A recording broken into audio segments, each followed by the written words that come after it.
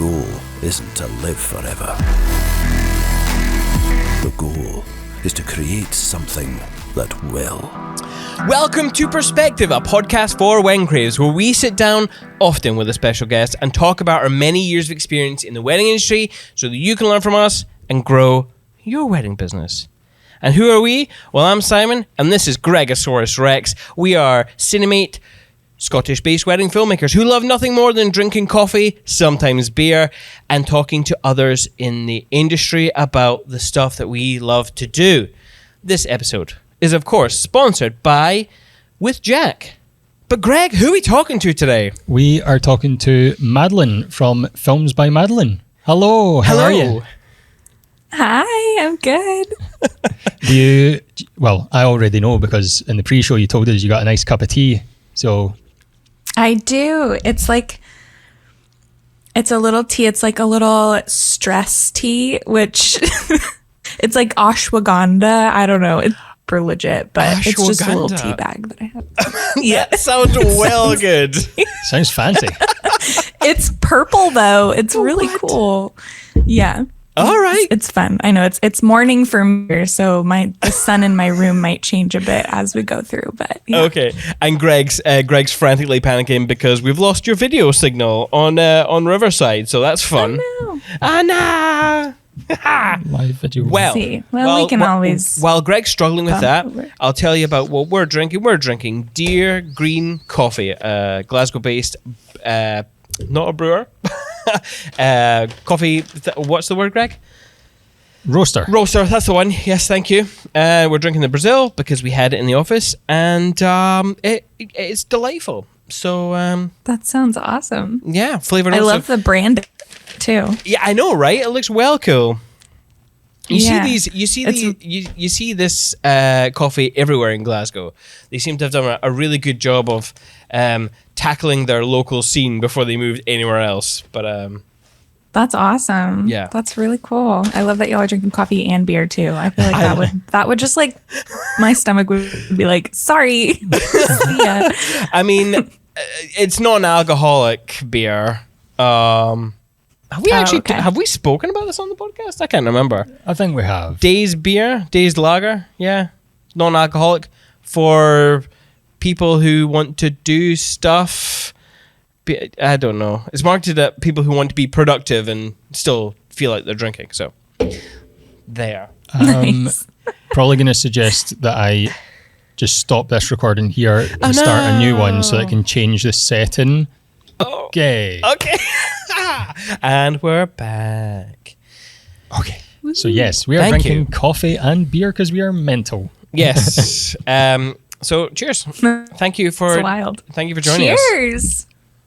Yeah, thanks for having me. I'm so excited. I love the name of your podcast too. That's a really sweet just like little tidbit of what I can imagine you go into and talk about with your guests and stuff. So that's cool. And what's the little dude running in the middle? Is the little dude's a haggis. Oh yeah. So we actually we will have a competition very soon about naming him. So we're going to get our community. By the time this episode's out, it might have already been done. We might have even chosen a winner by now. Who knows? That's so cute. We've just recently changed all that stuff, so that wee haggis guy is new, and a haggis is a traditional Scottish food which people believe to be a mythical creature. Wow. Scottish with a little toupee like that. He's so cute. Yeah. Although now I'm looking at it right here, it kind of looks Trump-esque, which I'm not really enjoying. But it's fine. I don't even know what that word is. What, Trump? You know Trump? Trump-esque? Oh, Trump-esque. Yeah, I hear you now. I know that word. We did warn you about our accent, so. All right, we're all going completely off the rails due to this technical issue, so let's get back on track. For those of our listeners who haven't heard who you are, why don't you tell them a little bit about yourself and what do you do? Tell us. Yeah. So I live in San Diego, California. I am a wedding videographer, filmmaker, cinematographer, whatever word you want to use. And yeah, I have been doing this for the last, I want to say like 8 years now. Used to work for a big volume brand company, then just decided to start doing my own thing about halfway through my like career as a wedding filmmaker. And so, yeah, I've been running Films by Madeline, which is just like my, little baby. It was a dream of mine forever, actually, when I was in high school. That's what I wanted to do, was make wedding films, which is totally aligns with like the sappiness and like big feeler that I am. And yeah, so that's just like a tidbit about me. I live in San Diego with my husband and dog. We love it here. So yeah. Very cool. Yeah. Before we continue, I gotta ask a really, really important question, okay? Mm-hmm. Who do you race with in Mario Kart? Oh, hell yeah. Mario Kart. My setup is usually with Shy Guy. Shy Guy? Because I just think he's so cute. I love and I'm usually pink, and I love his little, like, I don't know. And my room, or we live with one of our friends too, and he's like super good. Like both him and my husband are really good. So I've had to get really good. Oh, yeah. And so I just copy his like setup, and then I'm like, okay, I'm good now. So Greg, do you play Mario Kart ever? We went through a phase, like during lockdown, we went through a phase of playing it a lot. And Claire likes to think she won most of the time, but I was definitely the better driver. I mean, surely there's no really, awesome. There's a finish line. There's no debate here. Yeah, but she remembers it wrong. Oh. She's like, oh, yeah, I'm better. And I'm like, I think I won most of the races. Right, yes, fair enough. I've actually started playing Mario Kart with all my kids, which is just a delight. Just a delight to sit down with my 3 kids and just like, we're going through the Grand Prix at the moment to get 3 stars. And so they know that Daddy's the best racer.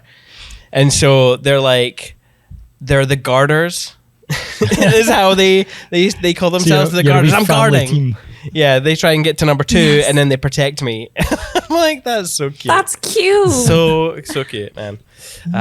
But yeah, I'm more of a Toad person myself. Toad. Yeah, I'd go Toad a lot of the time. Toad on a bike. Lightweight, yeah. Yeah. Mm-hmm. Well, we'll move on from this conversation. So I could go our listeners are just like, what the fuck is happening today? This is now a gaming podcast. Yes, I'm living my lifelong dream of becoming Greg Miller from Kind of Funny. Yes.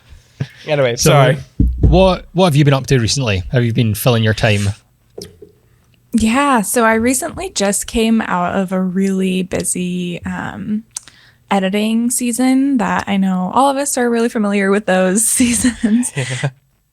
Mine lasted for like, I want to say it was like the last 3 years. I was like in just heavy editing, like back to back, like, and yeah, a lot of it was just COVID stuff, pushbacks and whatever, all of that. That season was.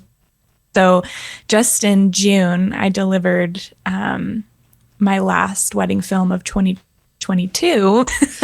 So that was like my last like really kind of gnarly deadline that I had. Yeah. So for the last couple of months, or I guess month and a half, I've just been kind of taking lighter,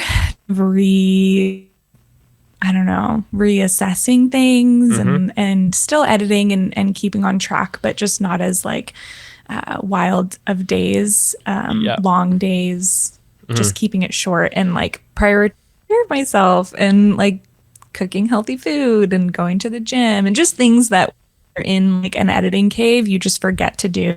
Yeah. Okay, this is what I have to do is get this film done. So that's just like the general feel of the last month and a half for me. Just been doing a lot of traveling too. So yeah. So I mean that is one hell of an editing slog right there. How did you get yourself into that situation? Yeah. Was it like obviously COVID and double bookings, I'm sure, like flew into 22 like everyone has PTSD about. Yeah.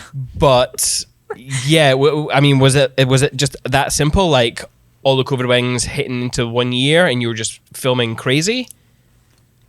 Kind of. So it was a mix of that, and then also just most of my weddings booked like at the end of the year, like within 3 months of each other. I had like half of my weddings, which I will never do again. Wow. That was a grand mistake on my part. It was because they were just all these good inquiries coming through, and I was like, yeah, I'll book it. And then I realized, I'm like, oh, this is kind of going to be a bit wild with like deadlines, and like they're all going to be really back. Honestly, it was like a lot of it was that most of my weddings this last year, I've just felt like I've been like a little bit like behind the mark of like, I don't know, like, it's hard to explain. Yeah. But just the deadlines, I should have been like at this point, but I was back here because of just the nature of like the weddings and the dates and all of that I had in that last fall. So all that to say, I'm feeling so much. It's like, that is a really tough place to be in. I know so many people have been in seasons like that where you're just like the grind. But it feels really good now to like have time to just even step back and like take a moment to focus on like my brand and just things that I've had to like really push to the side a lot in the midst of editing. Yeah. How many weddings do you tend to aim for booking wise in a year, just so we can kind of get a rough number of like how many weddings we're talking here in that last 4 months? Yeah. Oh, I don't do that many. Last like 18 total. This year I've scaled it down to doing 10. Okay. Because I just really wanted to like, again, reset, have a year to just like breathe a bit. And I raised my prices too, so that felt better to take on less. Oh yeah, cool. Yeah. So yeah, that's where I'm at now. Okay. That's okay. So you're in a healthier place, mindset wise. This is good. This is very good. I'm very happy that you're feeling that way, because thanks. I know a lot of us can relate. I even still totally. I mean I feel like I was able to clear. I mean, there was just a point in my life where I was just editing from 9 till 10 o'clock at night, like constantly. Yeah. Which is not healthy. That's not healthy. Like when you think about it, that's crazy. How much sitting down is that? Yeah. Alone, like. It's gnarly. Yeah. But anyway. Right. And that's the other thing too with our job. I think that's why it's so sweet too to even just connect with y'all on here, is that like we're our own bosses. We have to be our own motivators. We have to be like on top of all the things, all the hats, and without like coworkers to kind of like lean on and stuff too. So it's like, it's definitely tough in those tough times. Like I've totally been there. And I know that's something a lot of us deal with too. So, and yeah, I'm pretty like, I don't know, whenever I would talk about things with like my husband or something, he's like, well, like, is there a way you can, make your time more efficient? Like try to like edit faster basically. And for me, that was so hard because I was like, I can't like, obviously I want to make things as efficient as possible because that serves everybody well. But I never wanted to like not at the expense of like the film itself. And so that's another thing too that I'm really trying this year to be better at, is like not be so much of a perfectionist with my work that like I can't like just make a decision. It's like decision fatigue, where you're like, this is what I want. This is what I want. Is this what I want? Like, and then you just sit there for a while. Music, it just takes forever. So we are gonna ask you questions regarding your editing, because I find it very interesting, but that's going to be later in the podcast. Okay, it's going to be later. Talking about podcasts, actually, and it's something you mentioned off air just before we hit record, is that you're not a podcaster, so we do appreciate you having a proper mic and everything. So thank you for that and bearing with us with our technical issues. But for those of you in the industry who do listen to podcasts, I'm sure you've heard of How to Film Weddings.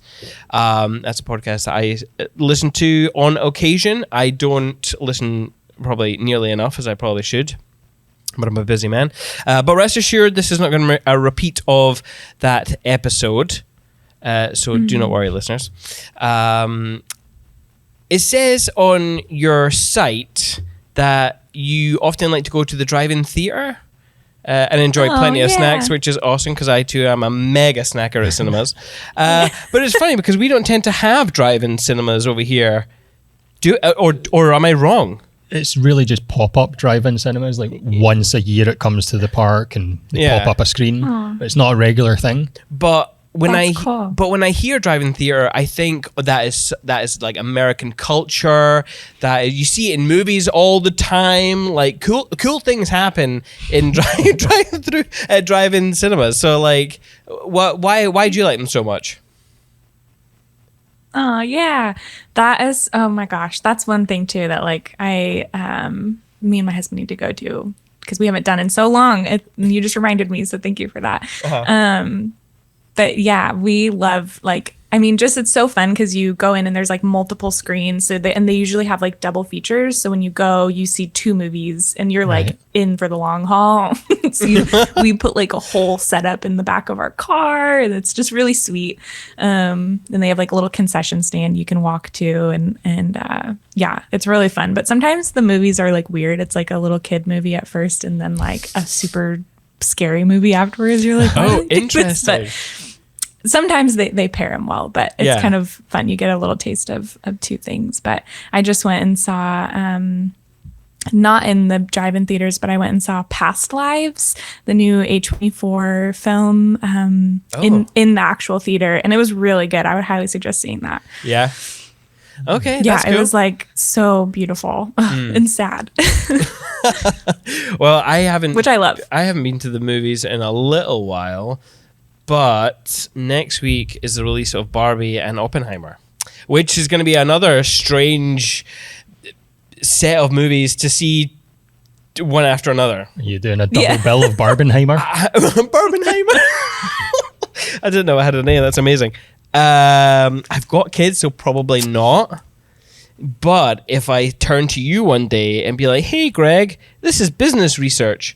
Let's go and see those 2 films. We could probably do it and call it work, right? We could do that. Yeah, expense it. Yeah. Totally. Let's hope the IRS doesn't listen to your podcast. It's a business meeting as well. Yes. What your like? Are you a bit of a film buff? Do you use films as like your visual inspiration, or what kind of movies do you normally go see?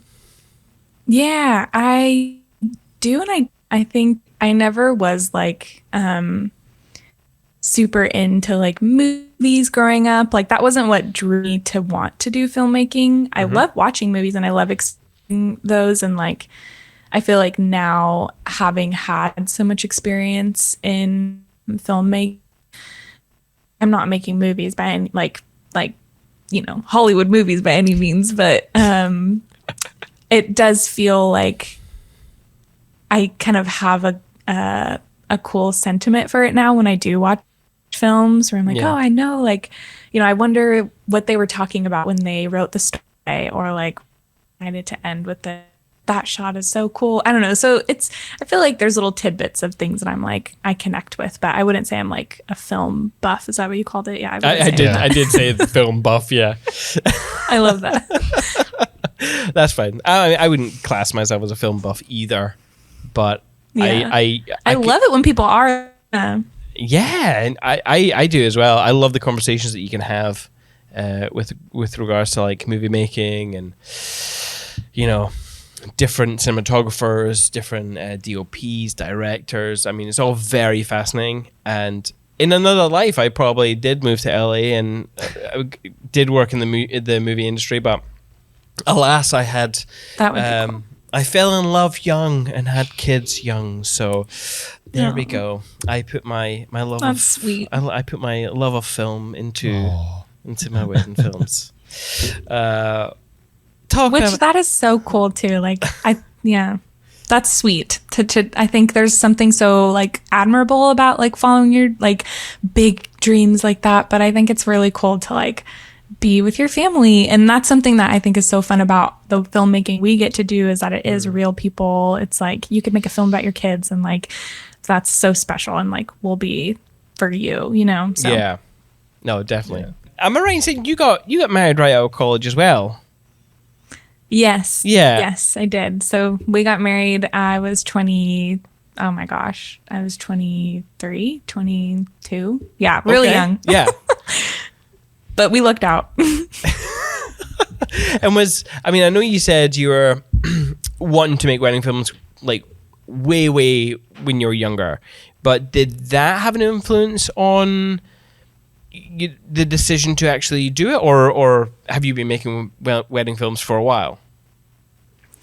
Are you asking like when I was younger, did that have like an influence on me now, or not more like when you got married? Was it then that you realized that you were going to do it? Because we've spoken to many guests at this point, and a lot of them have a very similar story. And just like mine, I got married and then I realized, hey, this is kind of cool. No one's doing good films. Let's do films in the wedding industry. And that's how we started to do it. And, you know, it was the same. I was just wondering if that was the same for you. That's a good question. I'm not really, because I was already doing weddings to that for me. So I was working for that big company. Mm-hmm. I mean, I've always really loved just documenting life in general. So I think that was really inspiring, like documenting just like little lives and like looking at home videos. Obviously, everybody loves looking at home videos, and like all those were really what drew me to wedding filmmaking. And I watched one wedding video when I was like in high school, and I was like, oh my gosh, this is so special. Just because I never really, my parents were, you know, so I just never really had like this like beautiful marriage to look up to. And so I think that's why maybe I loved watching wedding videos so much. Mm-hmm. I didn't watch them like all the time, but I had like one that I loved, and I can't even remember what it was or the company or anything. But yeah, that's a bit about kind of a little bit of the inspiration. Yeah. All right, cool. Yeah. So what's your, like, obviously you aspired to be in the wedding industry, and a lot of people stumble into the wedding industry. Mm-hmm. So what's your, having been in it for quite a long time now, what's your feelings on the industry just now? Like, what do you think of the wedding film scene? That's a good question. Being in it now versus like when I first did, I feel like things have definitely changed even in the last like 3 years. I don't know if y'all have like noticed that at all too, but yeah, I mean, there's just so many more good wedding videographers now. Like I feel like there's so much more education available and so much more opportunities for people to step into the industry. I will say I know a lot of people that are like, oh my God, like photographers, I'll never do video because of video elements, all the gear, which I totally get. Yeah. I think photo teams have with all of that. But I think video is just becoming more prominent, you know, especially with like TikTok and like, you know, all the new platforms are available. Yep. It's really changed. I think like viral culture is something that has definitely switched up the game in weddings a lot. Yeah. Yeah. Okay. Yeah. So talking about like your package and what you offer your clients, Are you shooting solo, or does your partner go out and shoot with you sometimes? Yeah, my husband does shoot with me probably for half of my weddings. I always have a second shooter. I'll never shoot solo just because of how I shoot and like to work. I couldn't do that. And maybe I could, but it just would be, I like having an extra set of hands there and like just somebody to bounce off of, or if you are, you know, want to all that. Yeah. So my husband shoots with me for most of it. Really? Cool. Yeah. Yeah. Yeah. And how do you structure your offering? Is it packages, what's included, and where are you sort of setting your price range for your clients? Yeah, that's a great question. So right now I have 2 films that I offer, and I'm to redo this a bit. So this might change in the future, but for now, this is what I've been doing. And I basically just have a film that is shorter with less time for us actually there filming, and then a film that's longer with more time that we're filming. Yeah. I approach both films the same way, like from a storytelling perspective. I don't give the one that costs less attention. It's just more room to breathe for within that longer film. And then on top of that, I just offer add-ons. So just more of like an a la carte thing after that, where people can choose, Super 8 or a documentary film or a ceremony film or speeches film or, extra day of coverage or rehearsal dinner, all those things. Those are things that people can add on afterwards. And right now, my prices are starting at $8,500 for local, like Southern California weddings, and that's my like base start. And then, for any I'll just like combine the travel within that. So most of like US travel ones that I do, people spend, anywhere from like 11 to 12,000 for with travel included and all of that as well. So yeah, and I think roughly that's how much people usually spend on me, is around like 11, 12,000. Okay. John, I just looked this up because I'm terrible with numbers and conversion rates. That's in dollars. If you want to know that in pounds, dollars. it's £6,597. Just so you know. Just for all those UK listeners. That's cool. But again, the markets are totally different. So as we're always chatting about the differences between markets and what certain clients would be willing to pay, and compared to your local market over here, it's vastly different. It's fascinating. I find it absolutely that's interesting. I love that conversation. Do you feel like it's we don't have to dive too much into it, but I'm just curious if it's how it's different. Yeah. Well, like a standard mid-range videographer here would be like £2,500, and that would be a fairly good filmmaker, right? Yeah, I'd say that's sort of. I would think that's the standard sort of mid-range price. So wow, that's what, $4,000 almost, maybe. Yeah, bit less than that maybe. So yeah, it's like any Americans coming over here to get married, they're expecting to pay $7,000, $8,000, $9,000, and then they'll get prices from people here that are way less than that, and they're like, "Whoa, what's going on? That can't be right." Yeah. So whoa, it's interesting. That's interesting. Yeah. I wonder why. Like, I feel like the prices. That's something that's definitely changed in the U.S. for sure in the last even 3 years.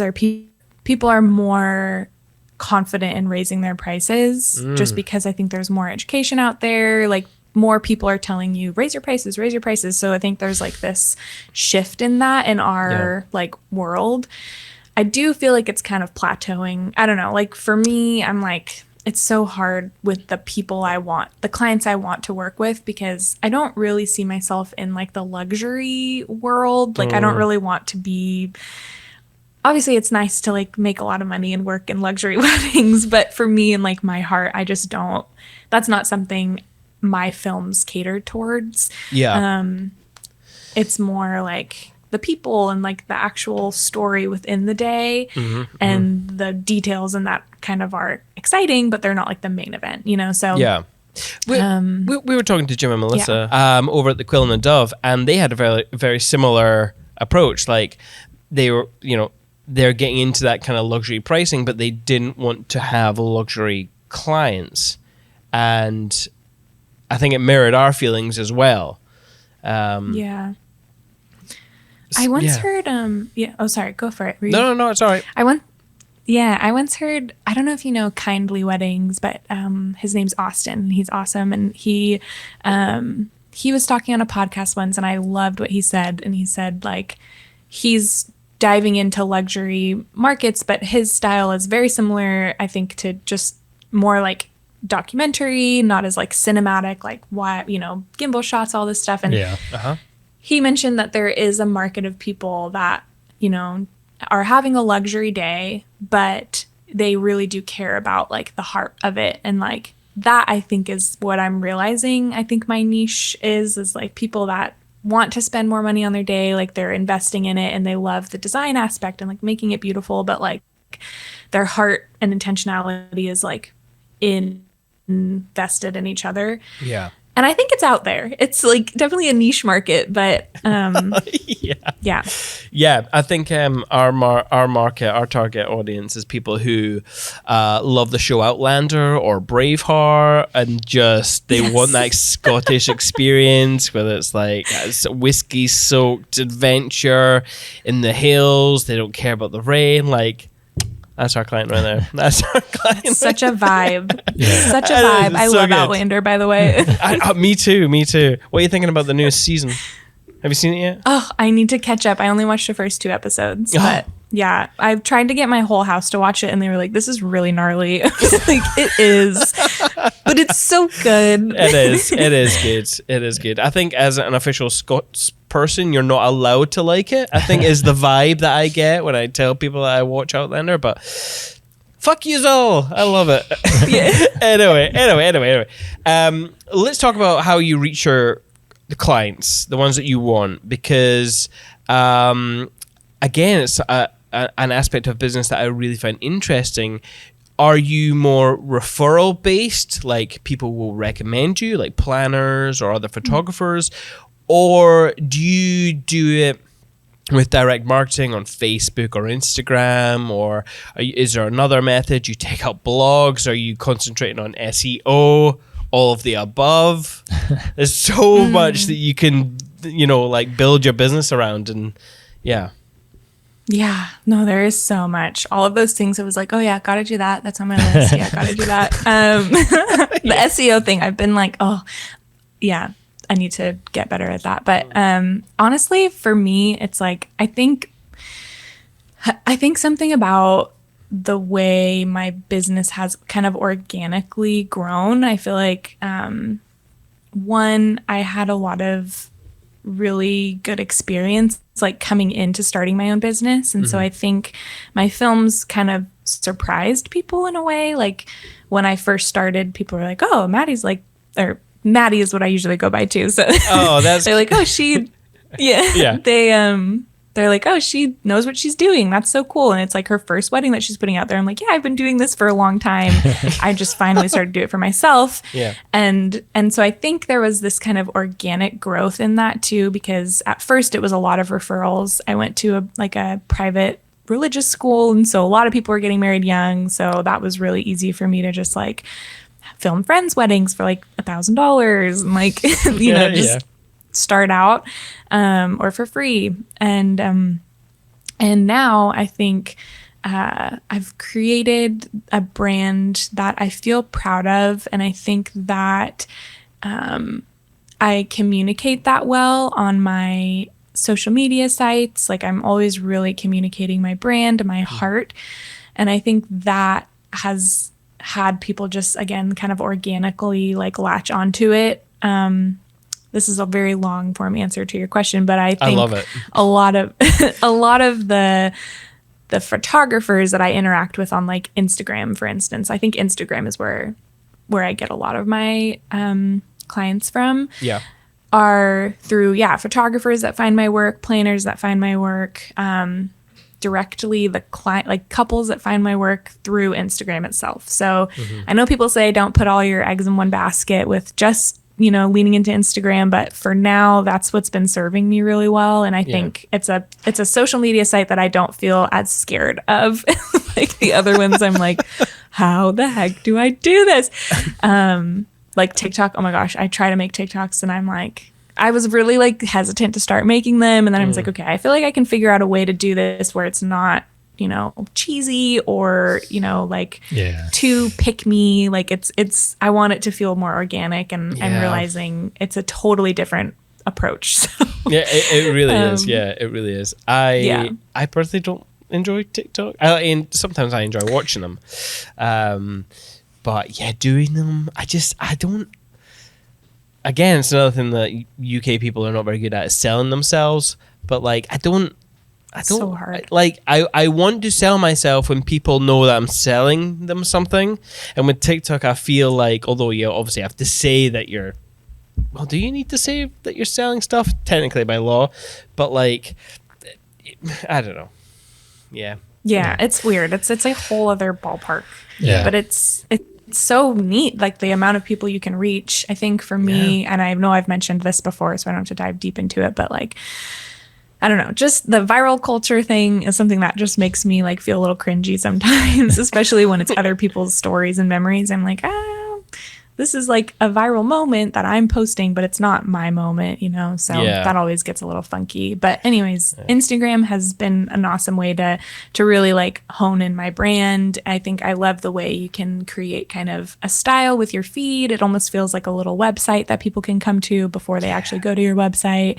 And it's like, you can, really just dive into like the heart behind your work in your captions. And that's served me really well. So yeah. I think the thing I like more about Instagram over TikTok is that's where I'll connect with fellow photographers and stuff.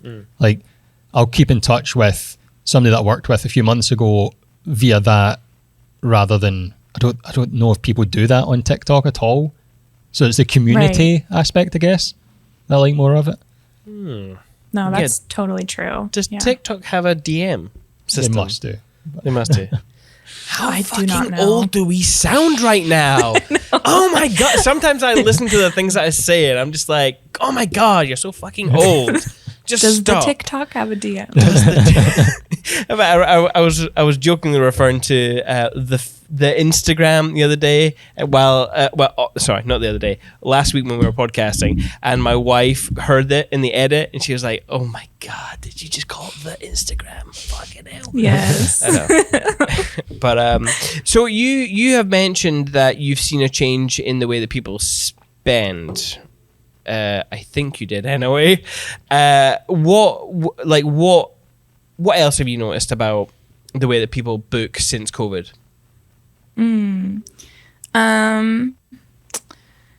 Since COVID, I feel like there's been a pretty big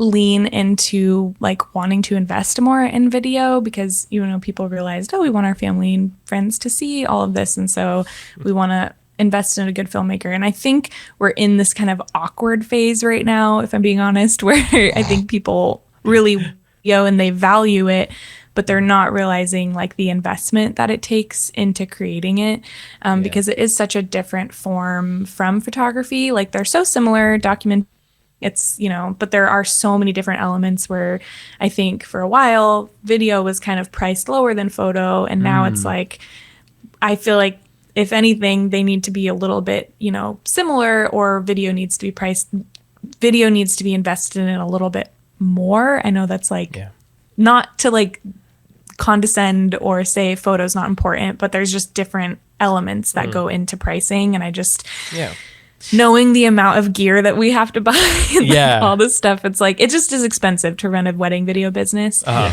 it is. You obviously you mentioned your editing woes. How long did it take you to edit one wedding? Roughly. One wedding. Yeah, I give myself about 2 weeks to edit a wedding. So we're the same. 2 weeks.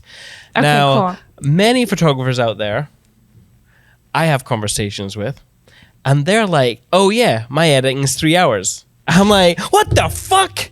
3 hours? That's gnarly. That is so awesome. You are so lucky." I know. I'm like, And this I'm this like is jealous, but and this is where I'm happy for them. This is where the cost is reflected, I find, or it should be reflected more, because, like you said, 2 weeks of our time is focused on one wedding, And then, like there is obviously, the effort on which, there are wedding seasons in the UK. It's very dominant in the summer. You get through that, and then your winter is just editing. And like you said, you take a hit on your mental health for sure. Totally. So I'm right. You're right. I think it should be priced better to reflect that. Yeah, I think that's one of the other differences in the UK market to the US market. Like, it does seem like it's balancing out, if not tipping towards video being more expensive now. Whereas over here, it definitely feels like it's still balanced in favor of photography. Yeah, and people are booking their photographer, spending their money on that, and then going, what can I afford for video? Yeah. And it's frustrating because people will inquire and you're like, they can definitely afford us, but they've spent too much of their budget on the photo. And like, I need to rein it back. Yeah. It's like, oh no. I know. And then obviously photographers now doing some video work as well to kind of to soak up as much of a budget from their couples as they can. Yeah. But we're like, where we position ourselves, we're probably becoming more expensive than some photographers. Oh yeah, definitely. Which is becoming harder to market for in this market, like in this sort of country. So it's like a lot, like our starting price is about 3,500, and then most couples are spending between 4 and 5, upwards of that. So that's starting to tip the scale again. And it's like, it's getting hard to find those couples, but there's definitely plenty of them out there for every day. Totally. I know. It's when you have to really put it into perspective too, your podcast of just like I don't know, for me, I only take now 10 to 12 tops weddings a year. That's 12 people in the world, that connect with my work. And there's so many people in the world. Like, I think that's something I've leaned on is really starting to like value what I create for a while. And I still, fall short of this too, where I'm like, oh, this is, anybody could do this, or it's, but I think I'm really starting to value like what I bring, what my vision and brand brings, and how that is unique from, my peers around me. I think that you asked a question earlier about like, oh, what's like a change you've seen in the industry, and something I've definitely seen is the innovation with our industry now. People are constantly innovating, like whether it's their skills, the way they film, the way they edit, the way they post, all these things. Everybody's trying out new things and trying to figure out what works. And with that, I don't know where I was going with this, but that is just interesting, I guess, and neat about our industry. I think something I'm leaning into more though is yes, innovation is good and always wanting to get better is good, but really loving what you bring to the table and like feeling confident about that and letting that kind of guide your decisions. Because I think that's something like me being, I know I mentioned using Instagram as like a way to kind of share my heart and my brand. Me being confident in knowing exactly what like the ethos of my brand is, and knowing like regardless of like colors and fonts, it's like so much more. Obviously we hear that all the time, like your brand is your whole heart. But like I'm not really good at selling myself too, but I will say that I feel like I'm good at presenting my heart behind my work, because that really is the driving factor behind it all. And that is something I'm proud of. Wow, that went like all over. And I landed on that. So no, I think you said it perfectly. And you're right. You do express yourself very well on Instagram. Something which I am yet to perfect. ChatGPT is helping though. If you want to get married in the lush Scottish hills surrounded by blah blah blah blah. Yeah, that's awesome. I haven't utilized that for caption stuff, but that is really cool. Even like YouTube descriptions, that would be really cool. Yeah. It is one thing that I use to help, but not like for the copy exactly, but for the way it like lays out and gives like emoticons, that the way that it uses text. And I'm like, oh, you know what? It's a little bit more engaging than the way I used to do things, which was just like words, boom, Yeah. Right. And then, so I learn from the machines just as much as the machines learn from everyone else. Right. That's cool.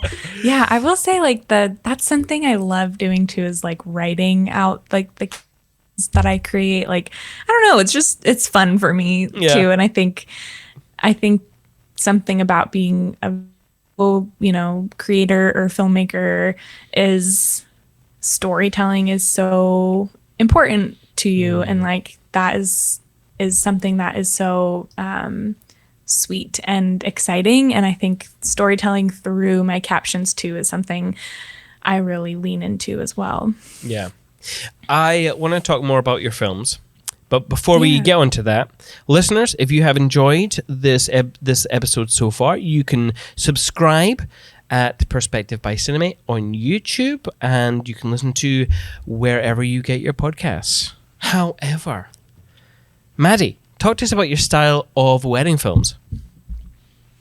Yeah, so this is a big question that as I like, even just in this last year, I feel like I've really honed in on a specific style. And that is, I mean, it obviously varies from couple to couple. Like all of my films are very different. I have clients that reach out to me, and that's something that they really like about my work, is that like they can see that I put intention into every film. And so I feel like the films that I create, I lean into focusing on is it A-roll? Is that the opposite of B-roll? Like the main beef of the films. Right. Yeah. So I really focus in on like my A-roll just as much as my B-roll. Like I'm not trying to create anything that's like too over the top artistic, but I want it to kind of create this like hint of like uniqueness and this hint of like artisan qualities. Okay. And where it doesn't overtake the story, but it definitely feels like an elevated home video is kind of like what I like to describe it as. Yeah. And how'd you go about doing that when it comes to the A-roll kind of stuff? So specifically with that, I mean, when I say A-roll, kind of what I'm meaning are like, rather than like, a slow motion shot of the couple, like looking super fire in like the sunset or something, it's more like a moment between the two of them where they're talking, and it's like very, it's just like in the moment. It's not like something that's like too artistically put together, but it's like, this is you enjoying your moment, like as you are. And like, I just posted a little clip yesterday of a couple that it was just this really sweet moment where they were running back into their reception after their portraits that we did. Oh yeah, and you just held the shot, didn't you? Yeah, it was just like a moment, and they ran. I was like, oh, I'll just hit record, and like I just hit record and lined it up and got them going in, and it was just those types of moments to me are like my B-roll, but I feel like they lean more into A-roll for me. Oh, I don't know if that makes any sense at all. I get it. Definitely leaning into that cinematic element. Yeah. With the documentary approach kind of like more at the forefront. Yeah. I love the fact that it's so dark and your use of text overlaid, but it's just like you're just holding the shot, there's a little bit of sway, and they're just together. They're obviously mic'd, so just to be able to hear what they're saying is just like cute. Yeah, those ones they weren't mic'd actually. It's like you just hear the camera audio. That's what it is. Yeah. Oh, wow. Because it's just them like, and there's a song playing in the background of them. But yeah, it's and I tend to have more of a darker, as far as like colors go. Like you mentioned, it's a little bit darker. I like to create things that are a little bit more moody and kind of a vibe within themselves. Versus like always hitting the mark on my exposure every time. That's not something that is as important to me as like creating a vibe within my work. Yeah, I'm the same. I think because I edit in color, I like those darker moments, those high contrast scenes, which I know you've, like, if you do something very similar, actually, if you've got like a detail, you'll put it on the floor or you'll put it somewhere in like direct light and use the light to like, you'll use the shadow to like just hide stuff. So you're almost like making shapes with the textured elements. I like it. Totally. You described yourself as a true empath. I think you mentioned that earlier at the beginning, but it definitely says it on your website. Do you find that helps you discern what's important to a couple on a wedding day? 100%. Yeah. I think that is like, I think someone's secret sauce could be their empathy, honestly. If you have like empathy, I think that would make you can learn all the skills. Like that's something that I did. I learned how to use a camera. I learned how to do this, but having empathy and like even just your unique way of seeing the world, that is so special. And so that's something that I've really leaned into is like, even just in the way I compose a shot, like that's how I see it. And like, that's how I see that it's beautiful. And I really trust my eye in those senses. And I trust my like ears a lot where I'm like, oh, that stands out to me. And I think that really does make for a great filmmaker, you know, if you really lean into listening and hearing and seeing and trusting your eye for beauty and leaning into that. That's really special. Yeah. That's kind of my style. I feel like if anybody asked me what my style was, I don't really know like how to describe it in like filmmaking terms, but that's my style. That's cool. Yeah, I like it. Do you think that approach of sort of using your empathy and adding your touch to it, is that something that came intentionally? Because I don't know the volume brand that you worked for before, but I'm assuming it was a bit less personal touch. So is that something you intentionally thought, I want to be different and take that into my business? For sure. And they were good at like doing that to an extent, but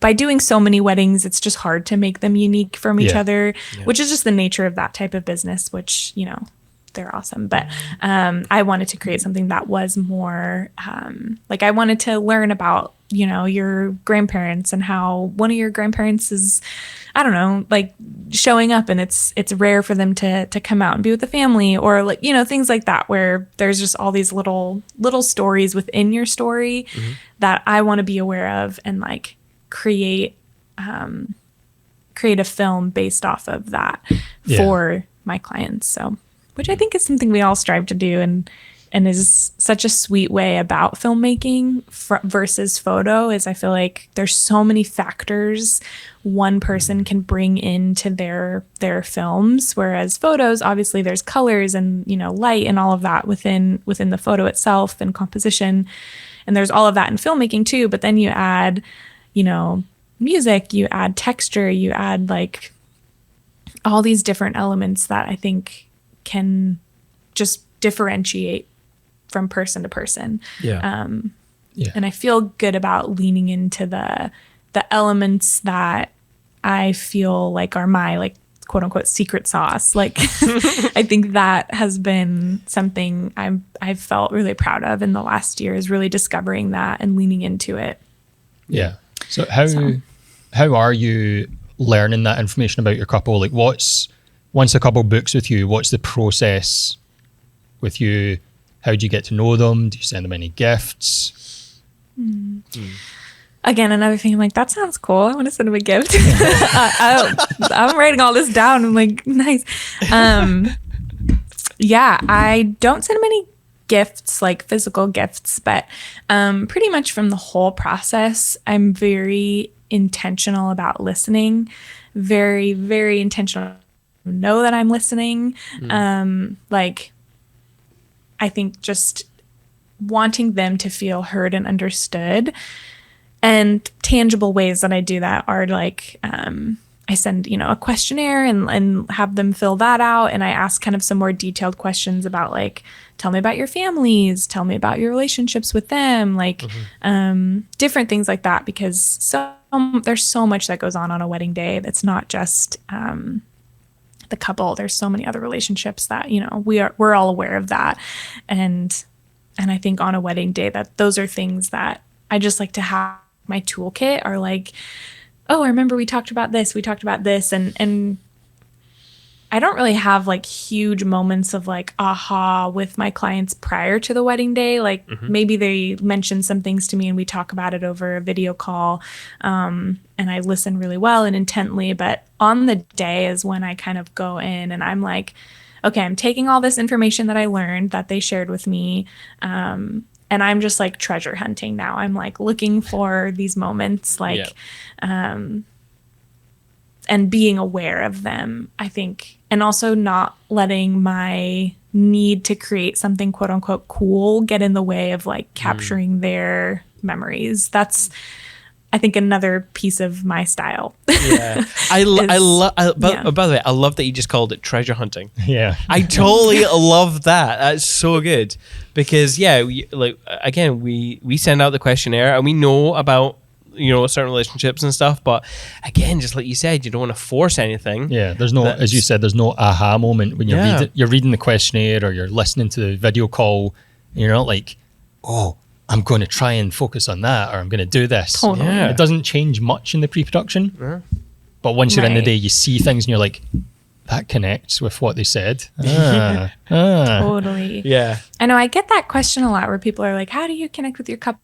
And it's not like I don't connect with them, but I feel like I always want to make it clear that it's like, we don't really have like this like super huge, like, I mean, obviously we like each other and we're excited to work together and I've gotten to know them and they've gotten to know me, but it's not like we're like, at least for me, we're not like BFFs, like, before the day and like going in and they've shared with me all their life story, like their traumas, all of these things. It's like, I think I just really recognize my role as like, I'm here to create like a film. I'm here to listen and I'm here to create like a film that reflects you and your story and your family and friends. And so taking that into the wedding day and beyond, even to like within the editing process is so special. And like, I'm really, really a stickler, not really a stickler. I'm really like intentional about taking little elements of my client's day and trying to infuse that into my films to make it even more personal.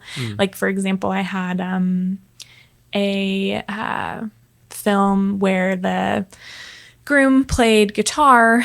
He played the song, or he wrote a song, and I think he wrote it for his bride. Sorry, wow. This was a couple years ago. This is a very kind of just pinpoint example of this. But he wrote a song and the lyrics were something like, you'll come back home, or something like, you'll come like find me, or something like that.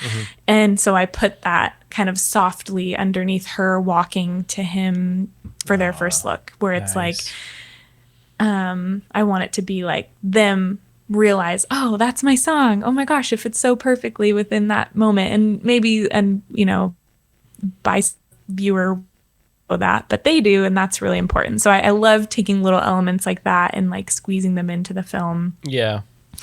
For my clients. Yeah. Give me a groom with a guitar, or who writes a song. I'm like, oh, it's so good. It's dreamy. Yeah, very dreamy.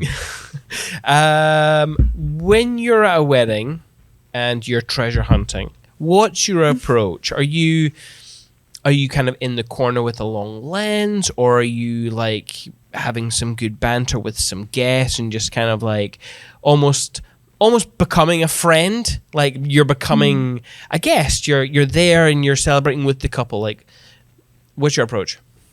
Yeah, I think a little bit of both of those things. Okay. I think I obviously am not going to be like a ghost in the room that doesn't say anything. I like to just bring a really warm personality and like warm persona into the day where I'm not taking away from their moment because my presence is there. Like I've had experiences like that before with maybe different photographers or filmmakers where they really make their presence there. And that's like, I think that serves certain people well, but for the films that I want to make, that's not how I operate on a day. So obviously I'm like nice and friendly to everybody and like am a helping hand where needed, but I will sit back. Like if there's a moment happening, I'm not interrupting. I'm really, that's something I'll mention to some photographers I work with too. Like before the day, I'll be like, hey, just to let you know, I really value just capturing like the audio, like a continuous moment. So like as much as we can just kind of sit back and like, obviously not controlling their style, but like if a moment's happening, like not interrupting or something like that in a nice, kind way. I phrase that. So yeah. Yeah, I get you. I mean, we've all got our ways of working, and you just got to be respectful of each other. So, yeah. Yeah, and I think everybody has their own, thing that they bring to a day. I know people that are super fun and outgoing, and that's it brings out so much in their clients and their clients' friends and families, and I love that. Yeah. I think that suits a certain film well.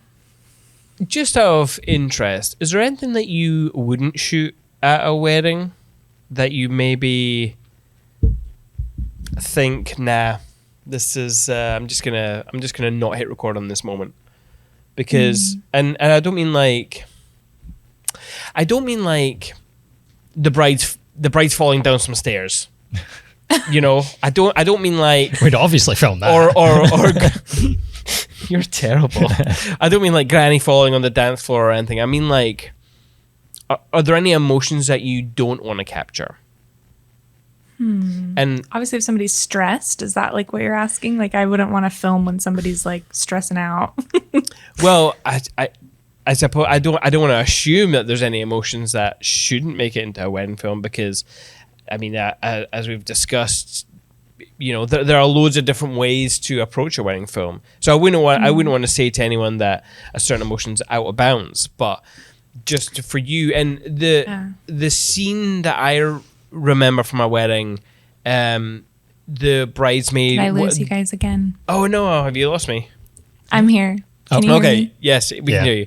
The scene that I thought of when you were talking about hunting for moments was. There was this bride, and the ceremony had to halt. It hadn't started yet, but we had to wait for a really important bridesmaid to come. And the bride had she'd become really sad, and it was underneath a big church in another room with loads of chairs stacked up against the wall, and there was one chair in the middle, and she just went into this room and just sat down on the chair and looked really sad. And I thought, I don't think I'm going to use this in the film, but I did capture it. And it was actually a really beautiful scene. It was just really sad.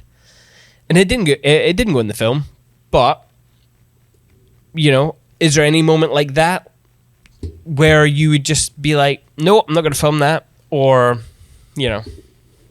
Yeah, that's a good example that you gave, and I'm sure that shot was so beautiful, and like even though you didn't put it in, I'm sure it's sweet, to have for them or for you to just kind of creatively have that. I think that you mentioned something when you were talking about that. You said I wasn't going to use it in the film, and I think, or you said you might not use it in the film. I think that is something I have to ask myself in moments like that. So when you were talking, an example came up for me recently. I had a wedding where rain was on the forecast for the day, which we've all experienced, probably something like that, when it wasn't supposed to happen. And so she was a little bit stressed about that, throughout the day, was kind of like worried, wasn't like outwardly showing it too much, but like you could tell there was some stress within that. Yeah. But that was a moment where I was like, you kind of have to read the room a bit. And obviously if she needed like consoling, I would talk to her and be like, oh, you know, we're good. But if there was a moment where she was chatting with other people and like I was kind of behind the scenes, I totally, like, I filmed her looking out the window, and it was just a sweet moment where she was like, do you think the rain's gonna stop? And you could see kind of like the rain droplets on the window, and like the light was so perfectly hitting her face. And then miraculously on that day, the rain stopped for their ceremony, which was so nice. special. Yeah. And so that was a moment that I was like, I will use this. Like, I know that this is going to play into the story of the day. And so that is something I'll capture.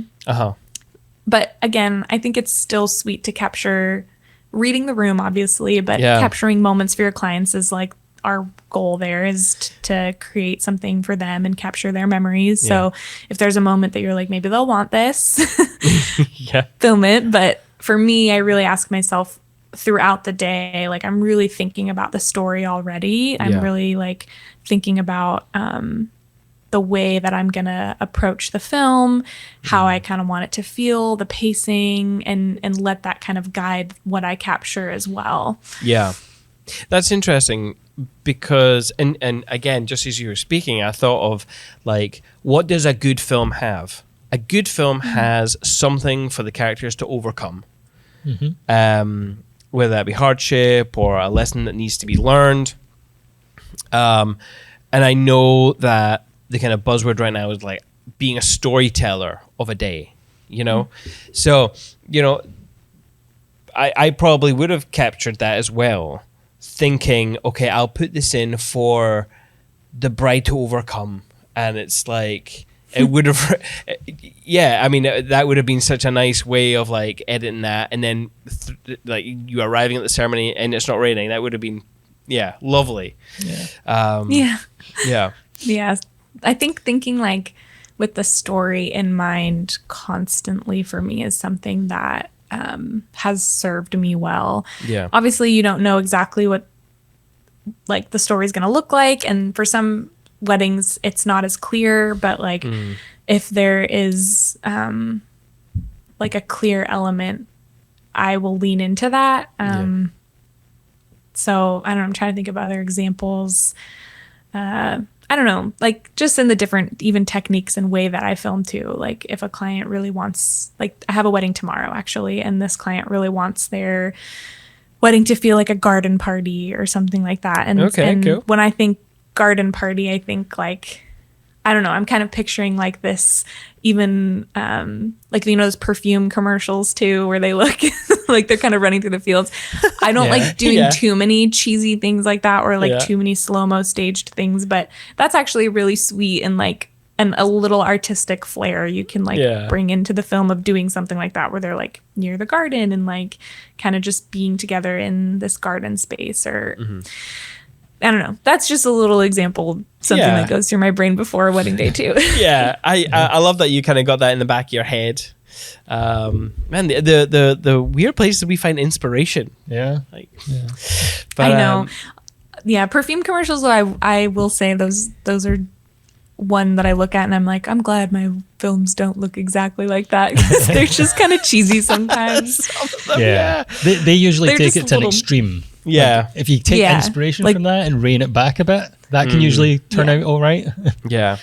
Like I really enjoy the Zara store collection videos that they do. Do you have Zara in the States? I'm sure you do, right? We say Zara, but we have Zara. I don't know what the right is, but what the right one is. We don't have commercials for it that I've seen. Oh, well, I don't know if I think they do use it as commercials, but like if you go on their website, they have like collections, and usually it's like this very cinematic, usually with some sort of narrative in it, with clothes. And I remember this apocalyptic scene in the desert, and then the young man who's like dressed up, it goes into this place, and now he's wearing different clothes, and then it's just, I feel like it's really well done.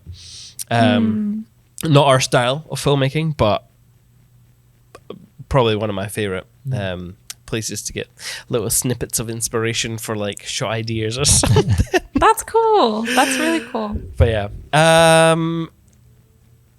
talking of inspiration, do you use that to stay inspired with the weddings, obviously I know that you've just been through a really hard season and you want to do less, but are you still feeling that you want to put your all into it? Are you still feeling fresh for the next season ahead? Yeah, that's a great question. I think one that I'm like kind of assessing myself right now. I think I'm just, again, that reset, even just this last month was really needed. I think there was a point where I was like, feeling a little bit burnt. I don't want to say burnt out because I was, I still had some energy in me, and I really do get so inspired by my clients. I'm really happy with the way that I get to work with people that I really enjoy, and so that gets me inspired. And once I'm in that, I'm like, okay, this is cool. Yeah. But doing the little tasks of like color grading and audio, those are the moments where I'm like, I am so burnt out of doing these little tasks, and so. Yeah. Something maybe to pass off to somebody else in the future, but for now it's me. And so I am feeling actually excited. I think I again have a whole new plate of clients that I'm editing for now, which is really fun for me, and so that gets me going. But Yeah. there are some mundane tasks that I'm like, bye-bye.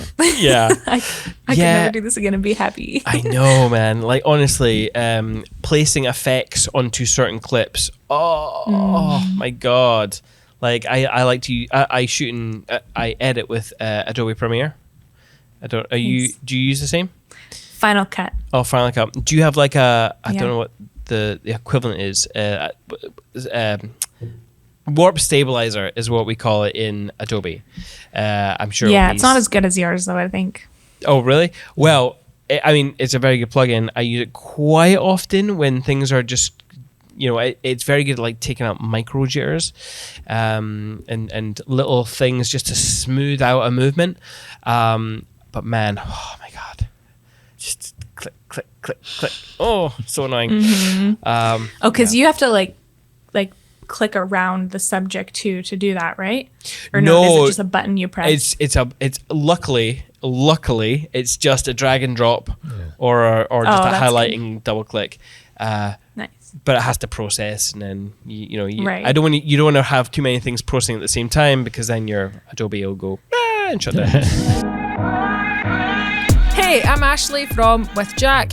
I'm one of the sponsors of the Perspective podcast. With Jack helps to keep photographers in business by supporting them financially and legally if they have problems with a client or they make a mistake in their work. We've all had that fear of our CF card or our hard drive failing and losing important photos. You can find out more at withjack.co.uk. Head over there and find out how we can help you be a confident creative. I love that you focus. Well, no, you do focus on this, but I love that you, like, on your website, like, you have us, like, you mark it with a sense of nostalgia, and you mention it's all over your website. This idea of making memories and stuff. What techniques do you employ in your shooting to make something feel nostalgic? Or what even is that to you? Ooh, that is a big question. It is a big question. No, I love it though. One of my clients said something once that I just loved, and she was responding to their film after I delivered it. She was like, "Oh, you created this instant nostalgia for us." And I was like, wow, I love that, because again, that really is such a driving factor of my work, is like, I want it to feel nostalgic. Mm-hmm. I think a way that I do that is really, well, I don't know. I think about my home videos, and you can think about if you have home videos too, like when you look at those, it's instant nostalgia for you. And I think it is because of the way it's so honest and it's so timeless, where it's not overly done. It's like, mom, dad, whoever was holding a camera and filming you just being you. Yeah. And that is nostalgic because it hits home for you. It's like, nostalgia is like a feeling that it like hits, and you know when it hits, and you're like, oh, it's like when a song comes on. I think creating something that feels honest and feels timeless is like, that's like peak nostalgia for me. Yeah. And so I really, like, when I was mentioning earlier of like, you asked what my style was, and I had some wild wordy response of basically what I was trying to say was like creating something that is timeless and honest and artistic, but not at the expense of timelessness. And like, I don't want to do too many effects that are gonna, 5-10 years from now, people are gonna be like, why are we doing that? Because I've had experiences like that where I did use I have a film that I used like these effects on, and I look back at it and I'm like, it doesn't hit the same, What kind of effects are we talking about? We talking like spot color and video? Are we talking like strobing effects? Honestly, nothing extreme at all. Like, it's so silly when I say it, but it was literally just like a transition thing. Like I was doing like like a fade, like a flare. Like it was like a little flare here and there, and I just did it a lot. And I was like, I just think I could have maybe toned that down a tad. But you learn, and the film, the couple loved it, which was great. But yeah. So we were. It's funny. We were having a really interesting conversation. Not that I can remember the conversation. About what nostalgia is, because it seems to be like another one of those kind of buzzwordy things that people say, but they don't really have a understanding that's coherent with everyone. It's kind of like cinematic that we were speaking about, Rafael, in the last episode. What is cinematic? There's loads like no one has like a precise definition. It's one of those kind of like storyteller, where cinematic, where nostalgic, like what did you say about it? I can't remember. I was saying, so Madeline pretty much squashed all my questions that I was having with you earlier, because I was saying, Simon's like, some people just use the word nostalgia, like he said, as just a word they throw on their website, and like, these are nostalgic, but they don't know exactly what's making it nostalgic. Like, isn't every photo nostalgic to someday? Because like, you look back at it and you're like, oh yeah, that transports me back to that time. But that's just really a memory, not a nostalgic memory. So like, I get what you're saying with your films is you're really putting that feeling of the memory into the film, and that's what makes them nostalgic. I think that sort of spot on covers it. You mentioned earlier, Maddie, that it's like a family member having a camera and filming you doing stuff. That brought in a feeling of nostalgia. And I was saying to Greg earlier, when we were having this conversation, about how I kind of feel like the difference is the point of view. Not solely, but a major part of nostalgia for me, if I was to like employ into a film that I would be making, would be the point of view. Like, point of view for me would be like if the difference between a close family member or me was shooting my life compared to like giving the camera to a filmmaker and having them making a film of my life. You know what I mean? Like, they might make things smooth and have perfect shots and have a story that's like a proper written story and perfect sound, whereas you give my mom or my dad a video camera, they're going to be handheld. It's not going to have a story. It's going to be like little snippets. It's going to be like on those old VHS tapes that you're just like, oh, there's an episode of whoever the TV show they were watching at the time, and then suddenly, oh, there's Simon's birth. It's like the imperfect nature of content that you create yourself from that point of view, that of a very close documentation of your life, I feel is what feels nostalgic to me, So it's like a point of view.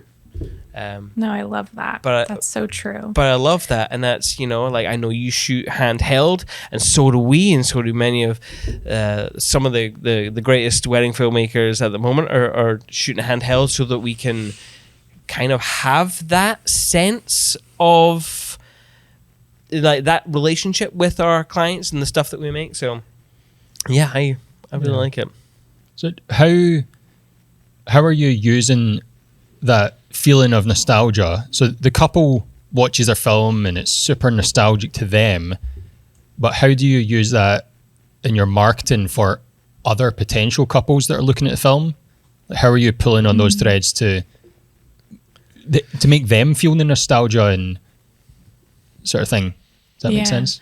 Ooh. Yeah, no, that does. I think the way, I don't know, I'm just thinking the clip that I just posted, again, that just is on the forefront of my brain because I just shared it yesterday. But yeah, that I mean, it's a 10-second song. It's not even like a film, but it's it's a little clip.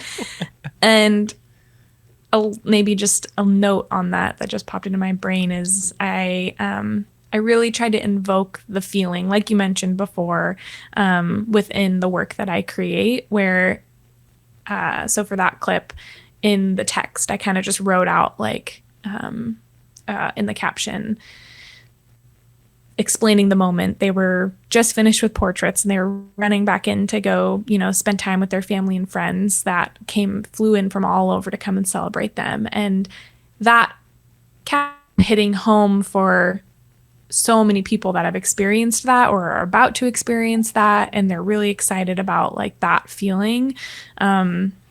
That's kind of a little subtle way that I'll like market in a sense of like, I'm wanting the person reading this. I'm always thinking about their perspective when I'm sharing something. I want them to connect to this somehow. And I could have just posted that clip and been like, this is cool, but I wanted to invoke that feeling more. And so that's just like a little example. And then I think when people just watch like my full films, I get feedback a lot from people reaching out that they're like, oh, I really, really felt like I knew that client, which I'm sure a lot of people have heard before, which is honestly the biggest compliment, because me portraying who the client is like my goal. And so I think I get people that often like are really, they really connect with certain films that I create because they connect with the people, and because they connect with the people, they connect with the way I've told their story. And so it's kind of just, it's hard to even describe. One of the best bits of feedback. One of the best bits of feedback is when a random couple that inquires goes, "Oh my God, I was crying watching that random couple's film." You're like, yes, yes, yeah. It's true. I love that. I kind of want to get more into the specific techniques with regards to filmmaking. Is that all right? Yeah. Greg, is that okay? Yeah. You've marked the question off on our notes, but I'm going to go back up to it because I find the like helping others kind of do the job is helpful for newcomers, especially. So, Maddie, are there any special techniques or specific techniques that you use to make your film? Like I already mentioned how we shoot handheld and that kind of thing, but is there anything else? As far as visuals go, I honestly don't feel like I film any unique way. Okay. I think I do. Maybe I just am not as aware of it, but like just not too much movement, obviously nothing too distracting. All of my decisions are never at the expense of the story and of like the timelessness of the film. So anything I do that's like artistic is just more kind of subtle, speaks loud with not a lot going on type thing. Like, I don't know, an example is I have a shot in one of my films. It's like a big white house that they got married at. It's on my Instagram feed, so you can go there if you want to see it. But it's this big white, like old timey house, and I wanted the the movement, something I love capturing is capturing like nature moving throughout your day. That's something I really connect with. Me and my ashwagandha tea. I'm like the hippiest person ever, but I really do connect with the way nature moves with you on your day. And so with that particular shot, I knew I wanted to get like a really still shot of the house. Yeah. So I put a camera on a tripod, which I never do throughout the day other than like the ceremony, but and I wanted to just get the way the trees were moving with that. And so to not take my movement to distract from the way the trees were moving. So yeah. And that's like an example of something subtle. And the birds. I love Yeah. that. What an birds. amazing like little intro to that little clip there. That was the So most good. scariest drone shot I've ever gotten in my life. That was a because drone I shot? Yes, because Oh, I was shit. All right. flying. I know I was flying the drone. That's how I was so high up and like close to them. I was flying the drone and I wanted to get. They were like doing the murmuration thing, which was super cool. And so I wanted to get that, and then all of a sudden it was like in this big cornfield, and so they got scared of my drone and they were like trying to like fend it off basically. That's what they're doing by flying all around it. Was me literally I couldn't move because I was like, I'm just gonna stay here because this is the most beautiful shot I've ever gotten in my life, and also the scariest one, so I can't do anything but just stay here. So I just I was like crying, like freaking out, but like of the beauty of it at the same time. Here's me just thinking you're on a long lens or something, just on a tripod, but like flying a drone, there's shot. Man, birds get aggressive when you fly a drone near them. Like, Jesus Christ. They do. Well done.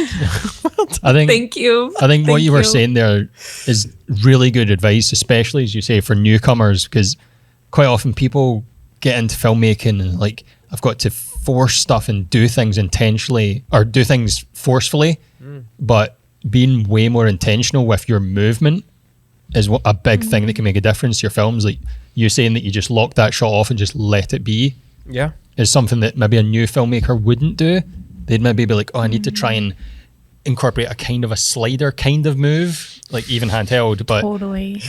yeah, just being more intentional is such a good piece of advice. Yeah. Do you it's so true. Maddie, do you remember sliders?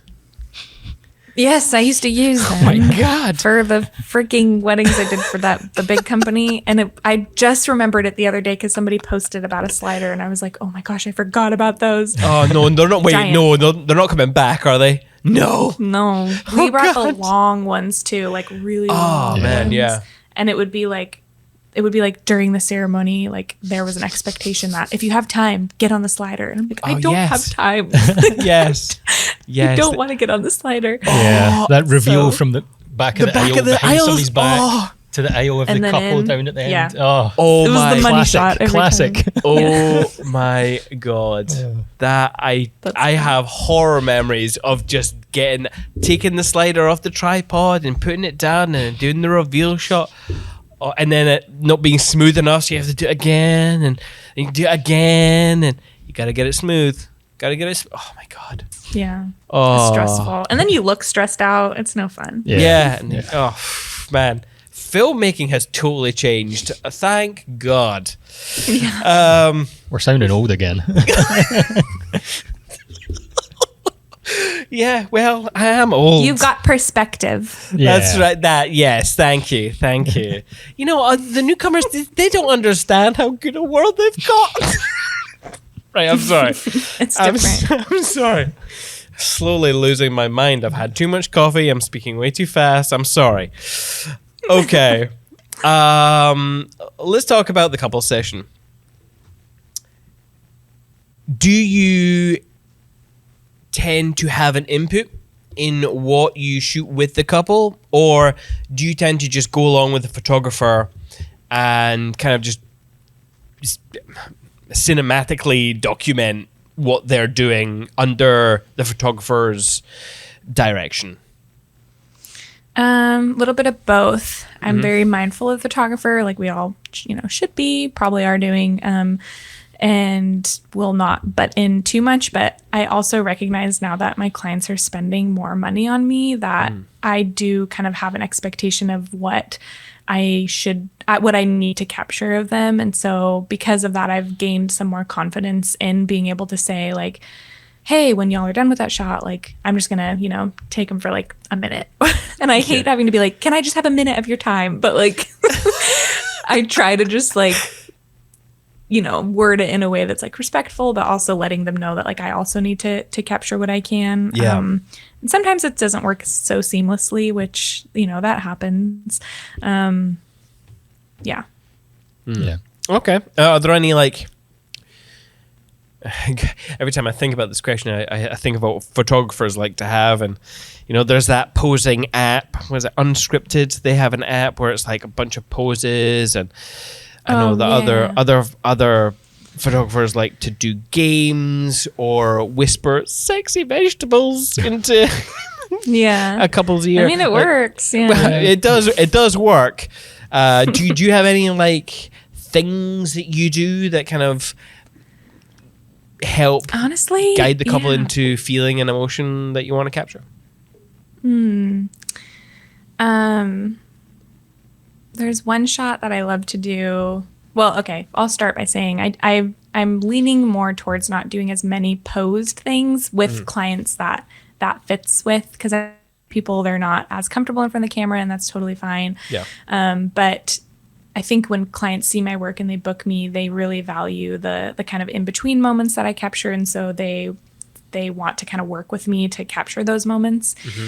So all that to say, I really value capturing just like little banter between the two of them, like more just authentic time between them rather than me being like, do this. Yeah.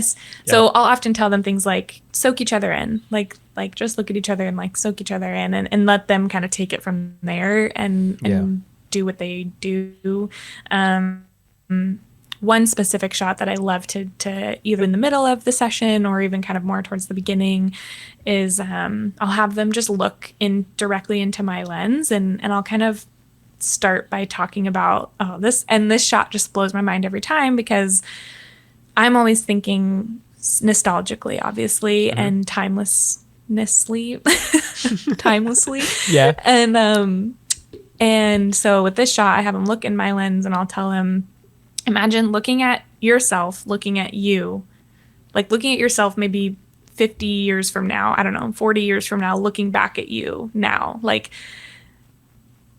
it's hard to even fathom. Like, you can't even imagine them looking at that clip of them, of like later down the road. And oftentimes that will be like an aha moment for them where they're like, oh my gosh, like they think about the foreverness that I've already been thinking about the whole time. But it kind of gives them this perspective of like, wow, this is lasting forever, and kind of brings them into that zone with me that I'm already in that, but obviously they're not, they're enjoying their day. But so that's a little tidbit of something that I like to do. Yeah.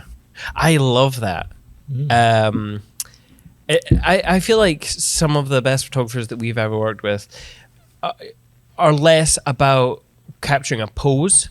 They're more about creating a scene.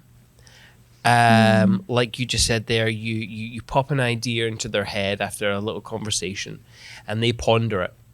And in that moment of pondering, whether they're alone or with their other, something happens, and you can step back and kind of just point and record, and kind of a genuine emotion comes out.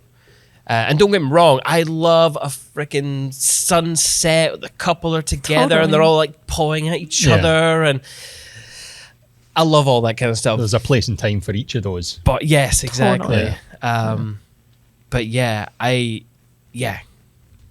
love creating a scene. It's so good. So good. I know, and that's I feel like that brings up something too that, like, I don't know, even just like the filmmaking world and the photo world, it's so easy to get really into the ego of your business, which, like, that's a whole other topic. But like, I've started to learn the shots that I think are really cool, I have to ask myself, like obviously they're cool, and I love getting those shots too. I love like cool like hero shots of them walking in beautiful sunsets. That's awesome.